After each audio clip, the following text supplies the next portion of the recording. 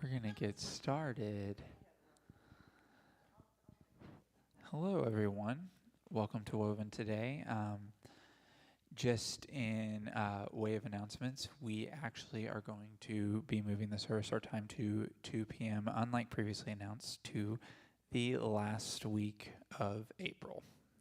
Is that the 27th? Okay, good. It's the 27th. Thank you. I was like, someone fact check me on that. I don't remember.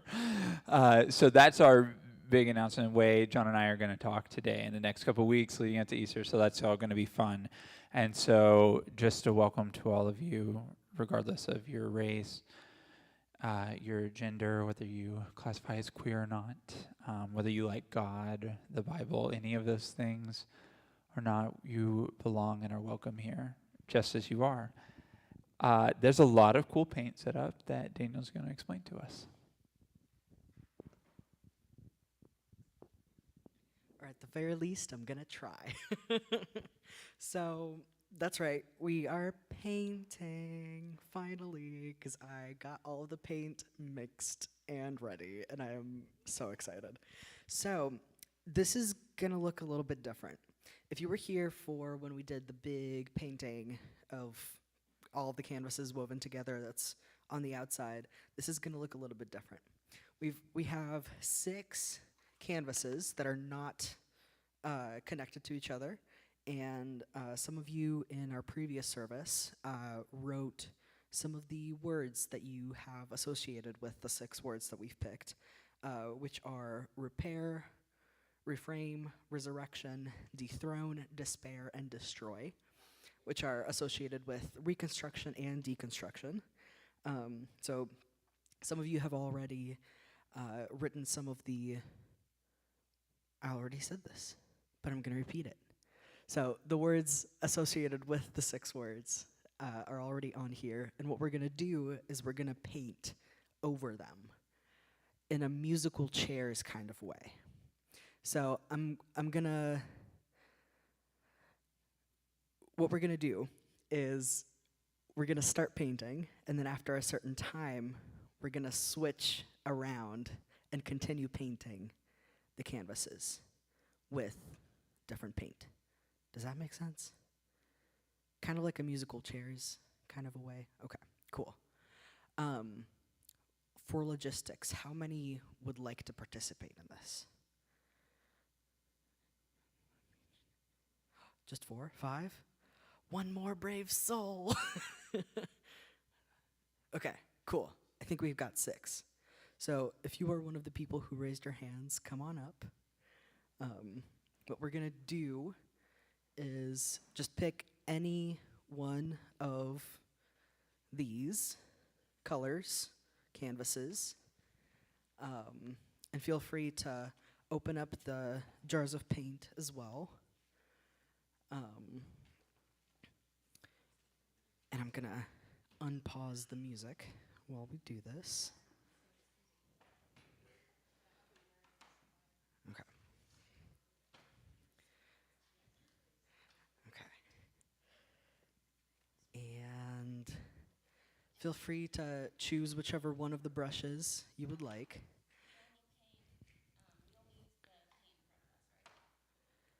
Yes. Yeah. Yes. Paint over the words. Um, yeah. And when I say switch, you're gonna take the jar of paint and your paintbrush, and you're gonna rotate. Uh, kind of. So we're gonna switch 2 times. So everyone will only have 3 colors. Well, no, you're gonna stay with your color, but you're just gonna move the canvases. So you're gonna have 3 canvases and 2 switches. Yeah.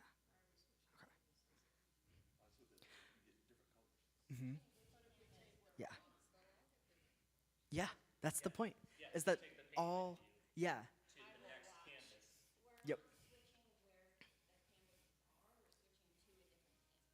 Yes. Bingo. Yeah. No. Sorry. Okay. So yeah, start painting.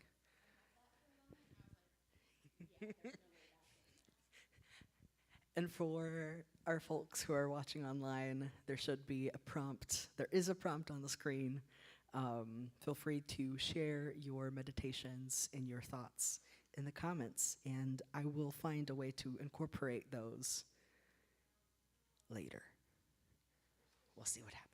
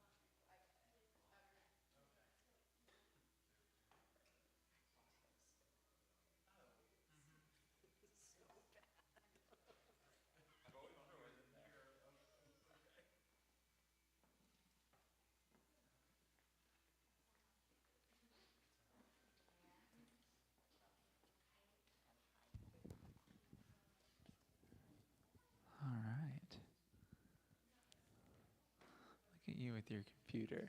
Fancy. We're going to have to try to make this face. We're going to have to make this face work. Ooh. Yep. Hello, everyone. That was very fun because all the people who participated in the art did their own little version of a dance. And so we're going to be talking about the dance of the Trinity. And we even have a nice little visual to help everyone today. I'm sure that was planned. It was kind of planned. You know, what is the Elizabeth Gilbert quote? We were dedicated, disciplined half-asses in this particular situation.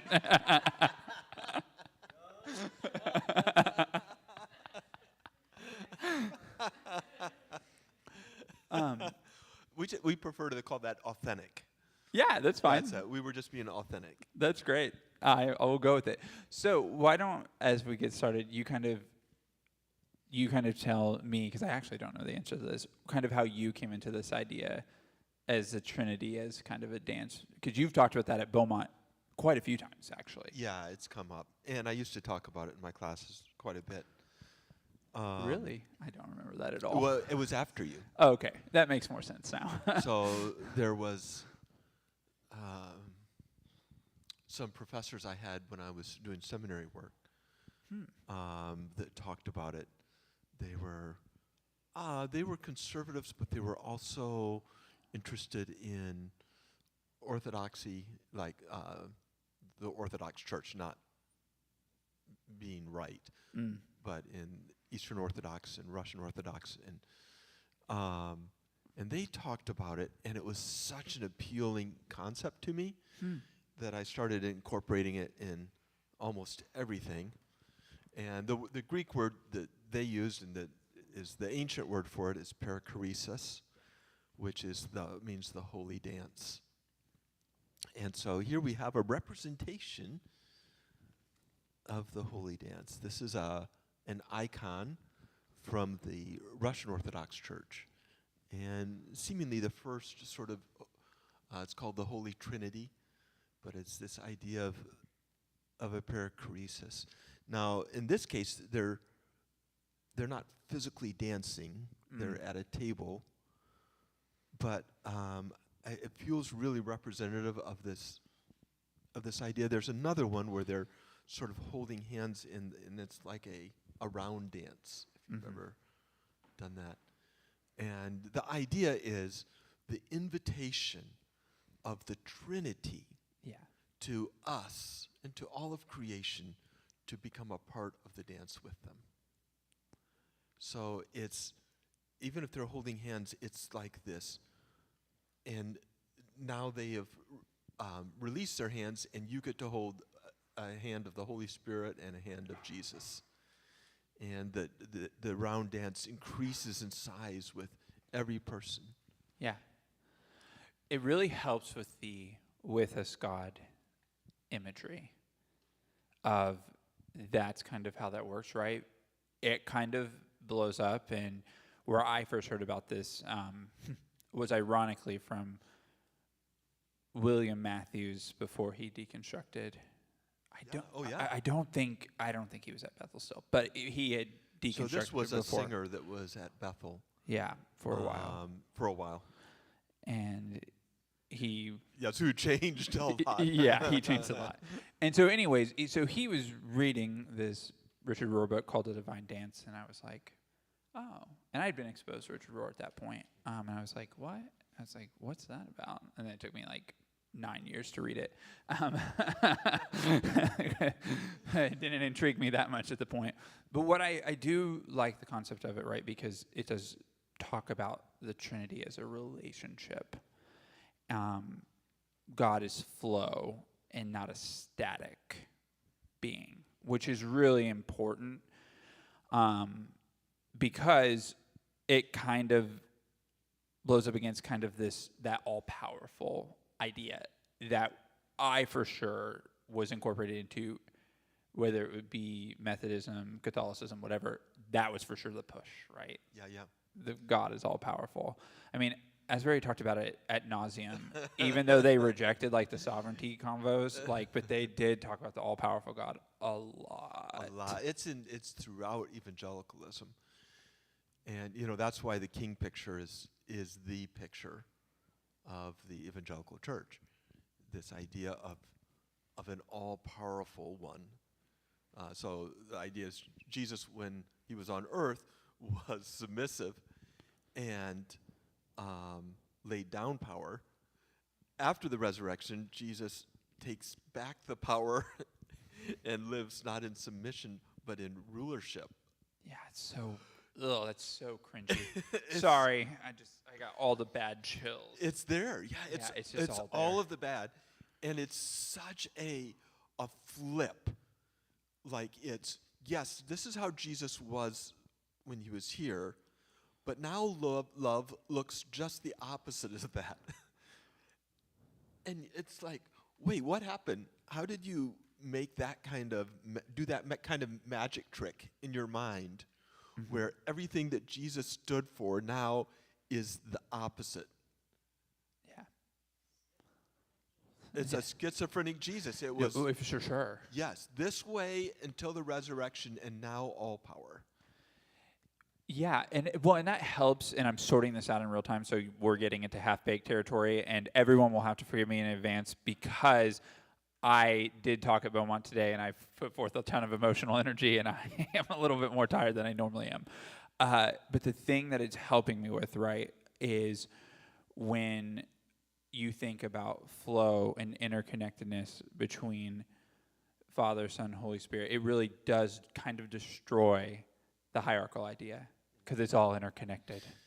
And and that helps so much because you do think, and what I was disciplined into thinking was, I don't know, say the 7 words, probably 21 words or whatever. I think Brian McLaren says you say 21 words. I don't remember. And so you say this arbitrary prayer, and depending on one of the 45,000 views of form that we have, depends on what words are requirements versus not. They don't agree, for the record, but there's about 45,000 different debates on it. And you have to say these certain words, and you have to confess these certain things, and you just do it arbitrarily. Like, you don't mean it tragically because you don't know how to. So this kind of eliminates all of that. It's much more of an invitation into, this is part of who you are at the core of your being. Oh, that's and at beautiful. the core of who you are already enough. Yeah. And you're in. Yeah. Just because you're good from jump. And that's so different than any of the other framing. And that's what I love about this picture, is it's your idea of, I think, horizontal, right? Yeah, Leadership. that's right. Yeah. This is probably the way I could get my mind around that idea. And where I want to go with this and why I'm asking it is, as we have discovered here, and that's really the angle we want to talk about, is not someone else's thoughts, but how it applies to us in this moment. Horizontal leadership in, forgive me for the word, capitalism is quite hard. Yes. Because we're trying to create a structure within a structure that rejects the structure we're trying to do. Mm-hmm. So what's your view of how can this idea help us? Wow. So there's so much in that you I know. just said. Sorry. So let's start with the economic piece. Yeah, for sure. So I, as a social democrat, Me believe too. in this horizontal part of economics. Mm-hmm. And the capitalism as it's in itself is an individualism, For sure. and it is a hierarchical system. Yep. And it is about, how do I win? And our whole government right now is based on an idea of zero sum. So there are winners and there are losers. There's no way for there to be 2 winners. Mm-hmm. And so everything that's happening in our government right now is based on a false assumption that if your country is doing well, that must be that you are ripping me off. Yeah, and then Christianity has taken that and run with it. They have accepted it like full out. And partly because that's the way they've been living. Right. They have been about this whole idea of we're in and you are on the outside. You are less than because you are not saved.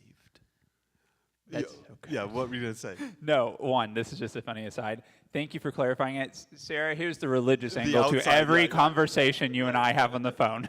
Here's the spiritual angle to every Logan and Sarah conversation. John said it much better than I could. So I'll just on an aside, for Sarah's benefit, I talked to her about the implications in politics all the time, which we're not going to do. But,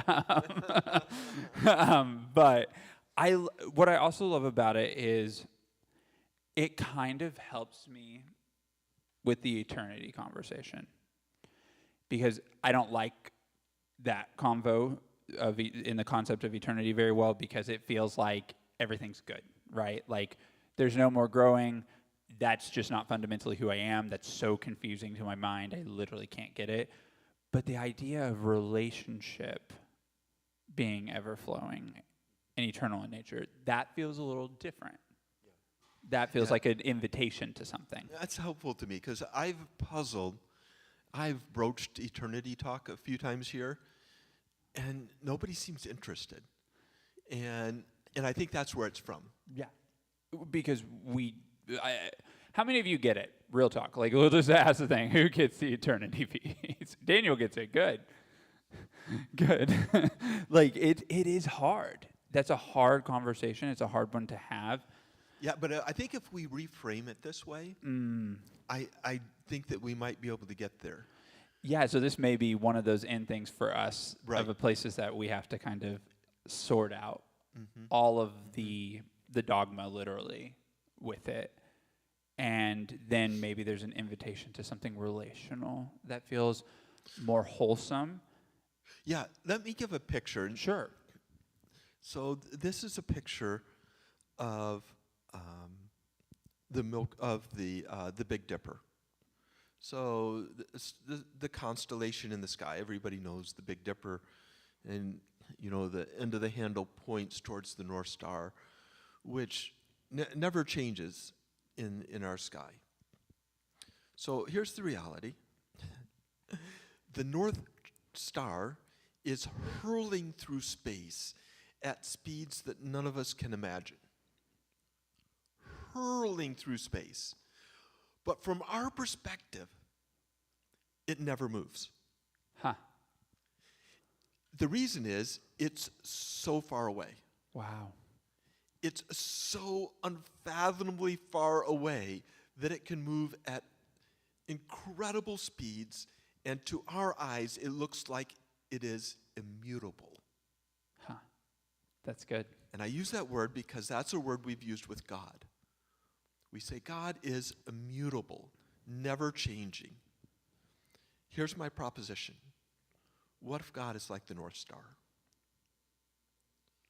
What if God is constantly changing at speeds that we can't imagine, but is just so far ahead of us in love and goodness that it looks like they are immutable? That answers one of the challenges that we have with the Bible. Yes, that's right. It does. It does answer one of the challenges, which is this. We want to insert more authority onto it than it can really offer. That's right. And so giving an explanation of That God is so so well said. changing. Wow, that is great. It- Let's say it again. We want to So we want to exert more authority More onto the authority Bible on it than what it has to than offer what it to can us. sustain. Yeah. Yeah. Because it was speaking to a culture, and this is the challenge. They spoke a different language than what the Bible was written in. And we have, of Jesus specifically, very, very little of any of the Gospels of what was actually written in his language. Probably a few words. Yeah, I mean, it's a couple sentences, I think, grand total in the language that Jesus would be speaking. So you're talking about translators doing the best they can, writing now, because this was 70, 80 years later, writing to their culture, which almost certainly, based upon even what you just said, would be modified from where Jesus was, right? Even because Roman Empire was still there, but different leadership, different structuring, all of that changes so fast. I mean, within where we are, this is the joke in politics. They have 10-year goals and are only in office 8. Right. So like isn't that the funny joke, right? Like their policies are implemented in 10 years, but they're only in office for 8 of them. Yeah, that's really just stupid. Yeah. So, and there's a whole plethora of conversation with that, but it's the same way, right? When it comes to the Bible being translated. We've got a snapshot of time. The way, they don't have any of the fast way of translating. And like, here's the thing, right? I can't remember, and I have a pretty good memory actually. I can't remember most of what I just heard a month ago when we went and saw Naughty Whatsoever. Yeah. I can recall some things. I took notes on some things. I have no idea what context she was talking about those things. I wrote it down, and I'm like, why did I write that down? And you really do have a tremendous memory. I know I do. I mean, I remember random stupid facts all the time. All the time. Like it's ridiculous. But those big overarching themes, I don't fully remember them. Yeah. Right. And so someone who can remember random facts a lot can't recall all of these things. And so we put this tremendous amount of pressure.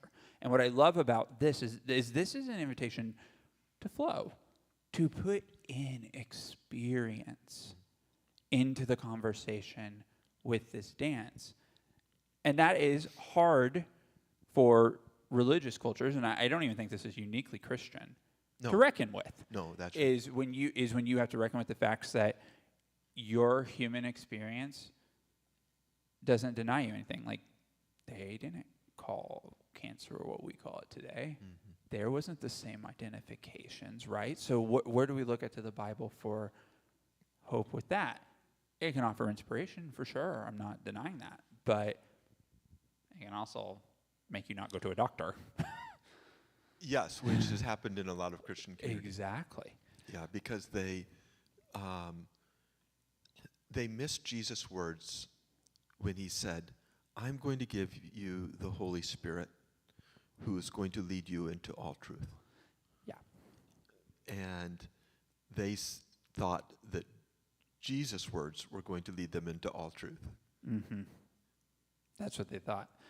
What if instead, and this is the idea about participation, what if instead the idea is it's not about believing in doctrines, but actually stepping into the moment in time of how we love today?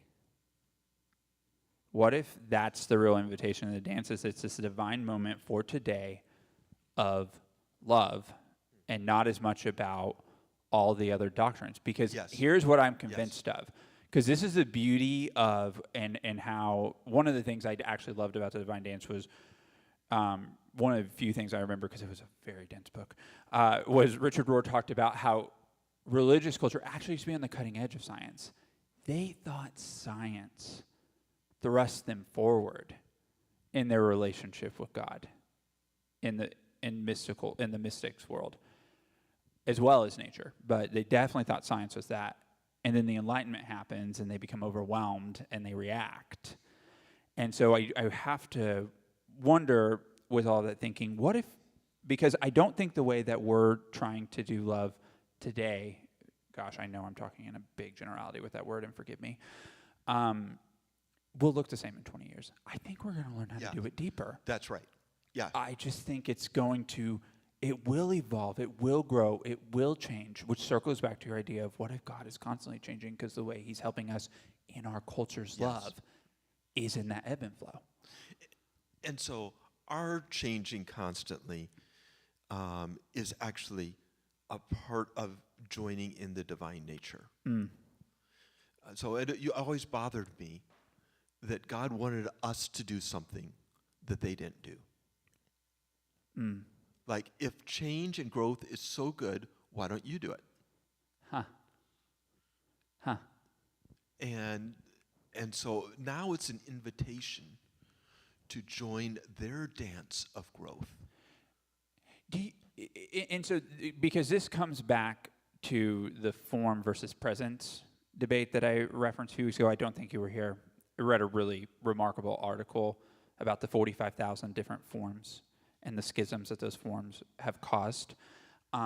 That's made it interesting. And do you think, because I don't know, if that the doctrine actually plays a role in why what you just said occurred?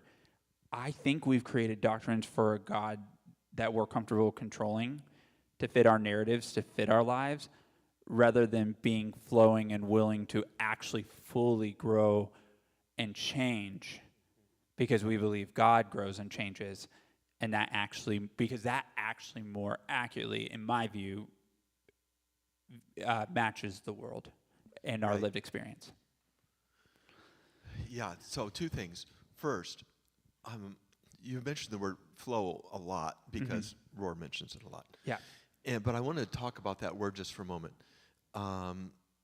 There's an author that I really like, Stephen Coulter. He wrote the first Abundance book before Ezra Klein wrote Abundance. Stephen Coulter and another guy wrote a book called Abundance. So this was probably, 12 years ago.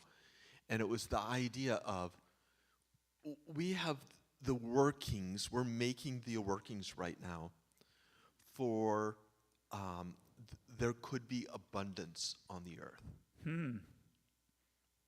And with technology, and specifically the rate of growth of our technology, we are creating the possibility of this kind of beautiful abundance. And, of course, Ezra Klein's new book, if you haven't gotten it, you definitely want to get it. And yeah, I mean, I know you've read it and have some reservations, but overall, oh no, we're all in, right? Oh yes, so I'm all in. I'm all in on the idea. Just as a freebie aside, is like I think it just has a little bit of a blind eye, and I think this is some of what we're talking about in church culture as well, is the corruption piece. And I think that's where I'm going, honestly, with religious culture, is I think a lot of these ideas have been corrupted into some sort of fake obedience that does not reflect who God is at all. That's right. And that's the only thing where I'm like, oh, I wish that had been fleshed out more as part of the conversation. The rest of it I'm all in on. Remember that and see if I can get there or not. Okay, great. So Stephen Coulter in another book called Gnar Country, Gnar, as you might, I don't know, might or might not guess, is a very different kind of book. And he's writing about skiing, snow skiing, and learning to become an expert skier. And he uses that as a picture for flow. And so he's actually a part of an institute that studies the scientific idea of flow, which is this way of looking at life in a way of, all of you have experienced being in the flow, where you're doing something that you're, inside you say, I was made to do this. Like, this is what I'm supposed to be doing. And stuff just works. They talk about it in basketball. Sometimes they're just in the zone. They are in the flow. And I think that this idea of flow is the opposite of the idea of obedience. Oh, that's good. So it's this sense of the Trinity inviting us into the flow of love. Instead of directing, this is how you do it, it's an invitation to participate in with the Holy Trinity. And that's such a different place than the hierarchy.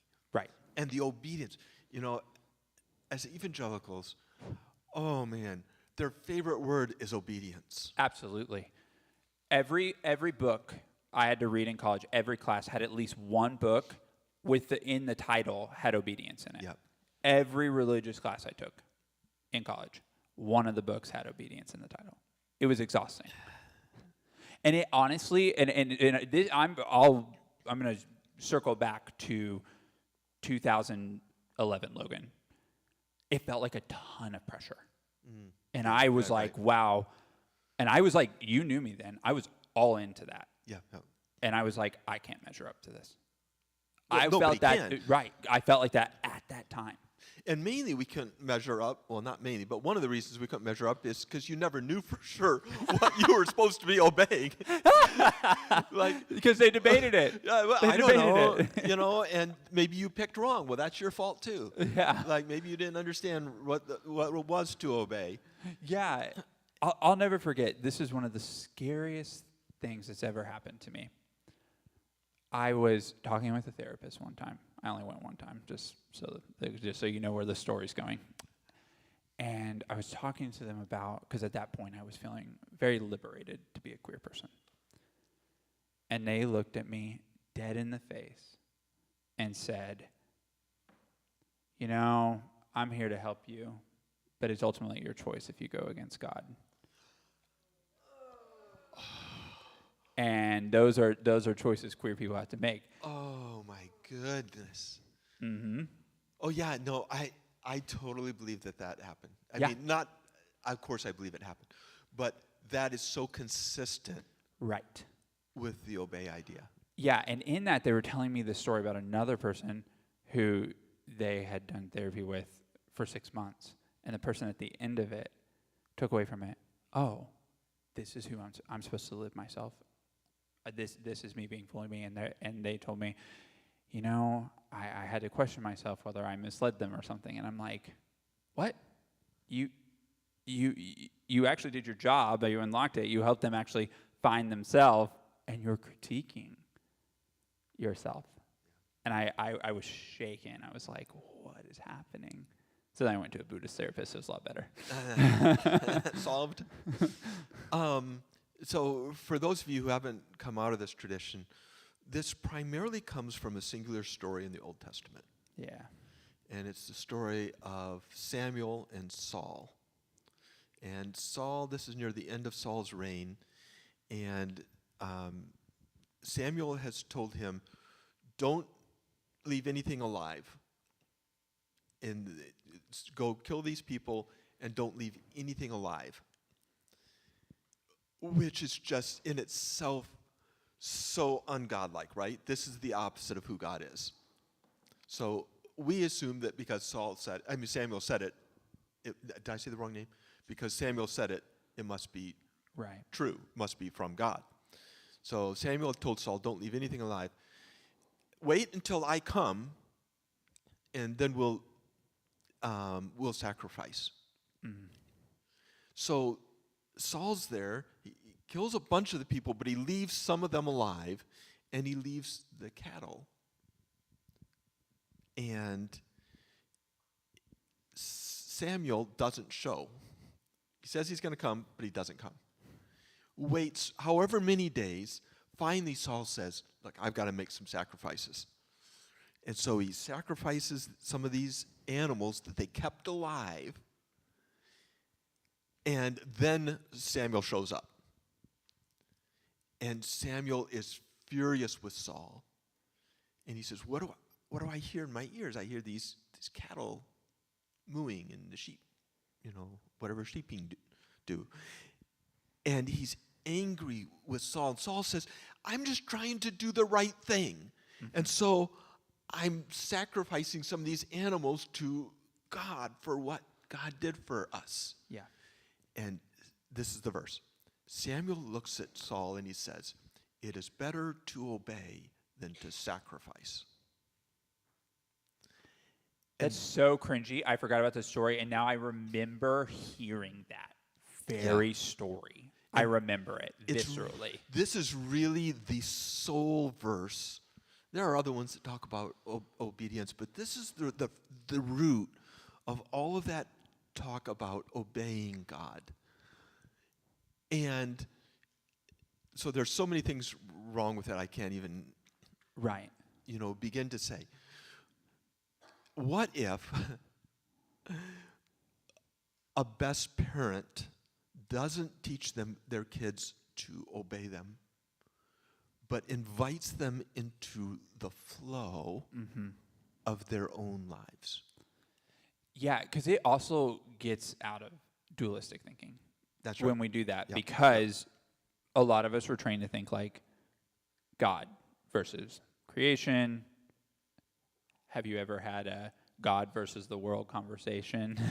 Right. That's Like, saved Yeah. versus unsaved people. That, I mean, those were the terms we were taught to think in, and to read and interpret the Bible through those lenses exclusively. And any other reading of it is bad. And that's where a lot of this becomes challenging when you start having the obedience conversation, is there's no healthy invitation. It's so funny, right? Because they're like, oh, we love you, but it's not genuine. They say, I don't even want to call it love anymore, because it's not an actual invitation into being with God, really. It's, what if, like, truly God's more interested in loving you than you getting all of this figured out? So it's the invitation not to right belief. It's the invitation to relationship. Yeah. And so, Kristen and Michelle, I'd be really interested if, in our parenting, if you thought our main goal was to get you to obey us.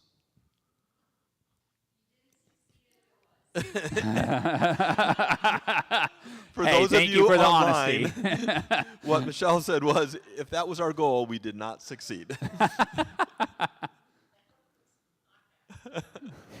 Yeah, and I don't, it's hard for me to remember when we were parenting, you know, but I think I intuitively knew that was messed up as a parent. I think I knew that. I didn't know how to talk about it because I was so ingrained in the system, Right. where obedience was the high calling. But it's this picture of, in Jesus, instead of God lording it over us and moving us directionally, inviting us into participating with the Trinity in love of people. I think with that I think we have to go here, and I want to go here today. Here we go. Because when he says something like that, you know it's a setup. Yeah, it is a setup. But to be fair, it's a setup that you created, because we haven't talked about the Lexington Affirming Faith Coalition here very much, and I think part of this idea that we're talking about and what we believe in, actually, we believe. I hope we believe. This is what I have to hold on to. That the inclusion and the openness includes people who think differently, and that their ideas are just as valuable as ours. Yes. And that those ideas actually, for those people who classify themselves Christian, actually make you more Christian, not less. That's right. And that's the key part. And, Yes. and I wanted to go here, and I wanted to make sure we hit this, because that's the beauty of what I think you've created with that coalition and those people. And because you got to participate in something so beautiful at another space today, I kind of want you to talk about like that and why you did that and how you think that helps us as a community move forward. Yeah, so the Affirming Faith, the Lexington Affirming Faith Coalition, Brian today was calling it Lexington Affirming Faiths.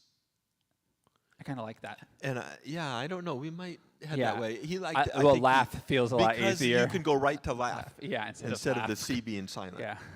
Which is harder to pull off. So the Lexington Affirming Faiths is a group of leaders from affirming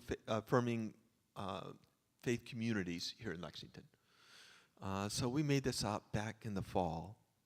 Yeah, it was fun. Like November. And I went, actually Kristen went around at Pride and got all of the churches or other faith communities that were there and got all their information.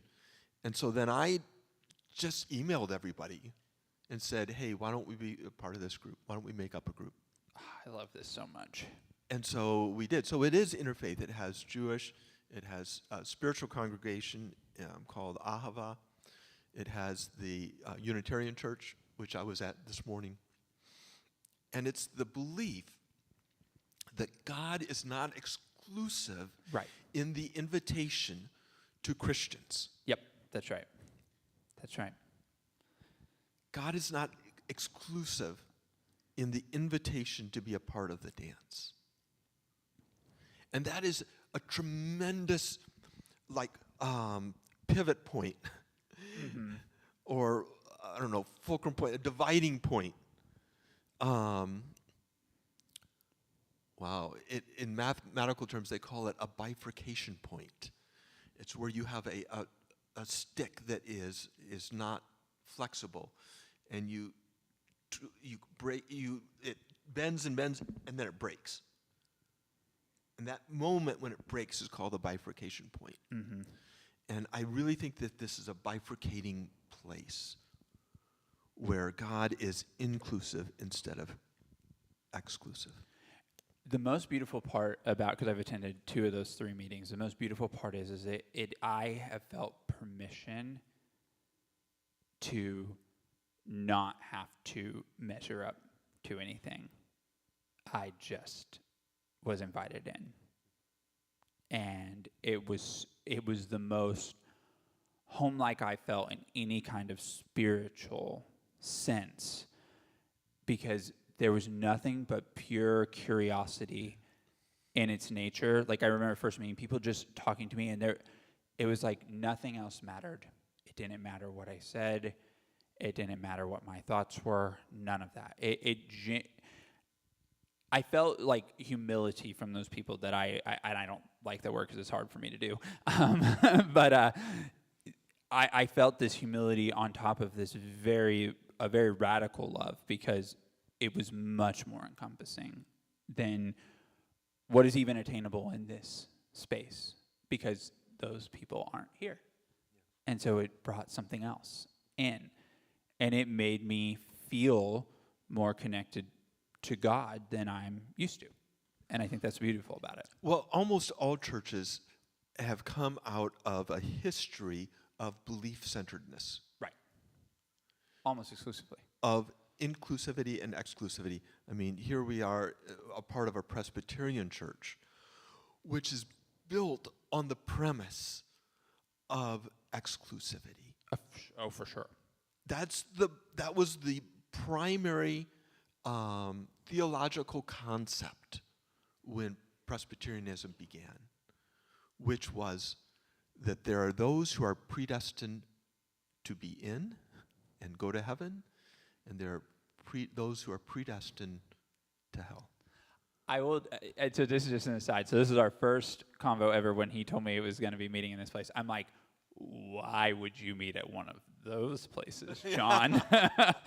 Because I knew, I'd heard the horror stories. I'd never been here, of course, but I was like, and John's like, no, this is totally different. I'm like, Yeah, I right. bet it is. Yeah, sure.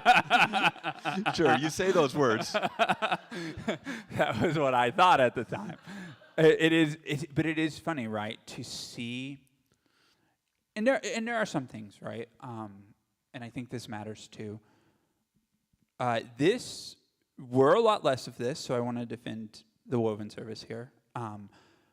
We still struggle with form quite a bit, right?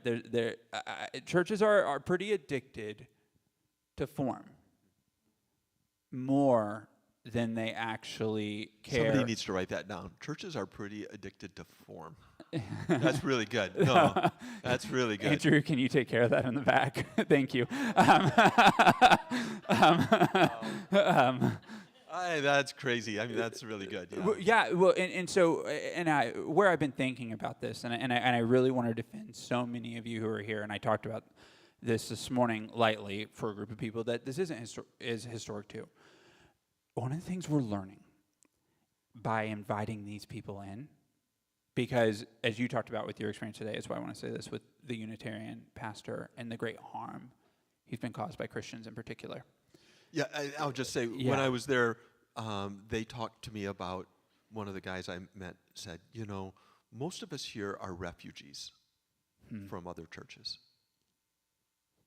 How tragic. So for me, the thing as I was, I've been wrestling with a few things, and it honestly started with the beautiful conversation Daniel and I had last week, where Daniel just walked in and just looked at me and just hugged me and said, "It's really hard to be here today." And I went, you know what? It's allowed to be fucking hard to be here today.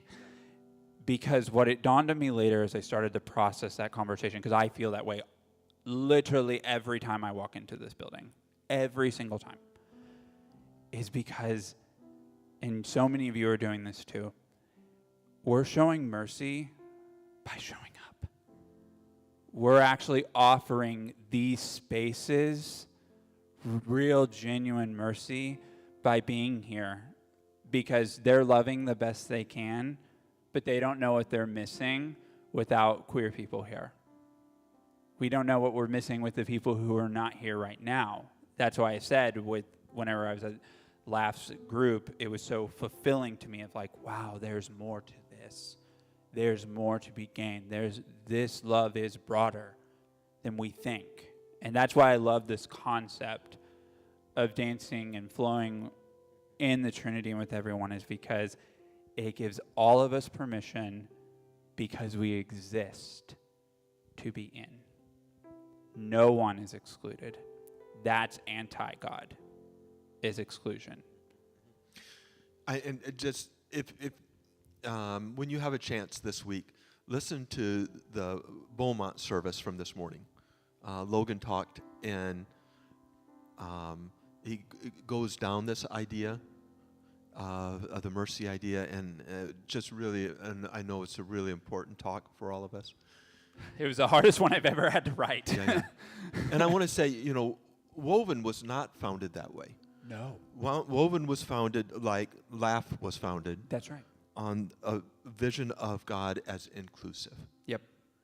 And so that's our invitation as a Woven community, is to get to invite Beaumont into that too. Absolutely. And they have done fantastic. They've done fantastic work. I mean, you cannot ask for a more affirming group of people, and who have just, I've never felt a sense of deep love as I have from the people here. It is just going to be the most interesting challenge, right? Because we will have to reckon with form. And I look forward to talking about that more, because we will have to reckon with it. But we can rise on the other side of that. But we just have to reckon with it first. And I think that this concept that you're talking about today, I think this is the invitation. It's the invitation into inclusivity. Yep. And into the flow of love that is the Trinity. That's right. Because we're all connected. We're all connected. And the beautiful, and I just want to end it with this point, that's the way God created our bodies, was to hardwire us to be more inclusive and interconnected. Turns out our biology is hardwired for it. How beautiful is that? So that's really the way forward. Excellent. Well, as natural, John and I went over time, so I'm going to read to you a beautiful forgiveness as we leave here. And I do want to preview next week. We're actually going to talk about the Sermon on the Mount. How fun is that going to be? That's really, what if Jesus was the first one to really go down this path? Yeah, that's right. What if he was the first one? So let your soul receive this rest. The divine presence remains near as you locate the path that feels right to you. Receive forgiveness and be guided into your deepest longings and beliefs as you decide how to spend your days. When self-distrust begins to eclipse your callings, let God steady you toward what is good and true and beautiful, now and forever. Amen, and we'll see you next week. Amen.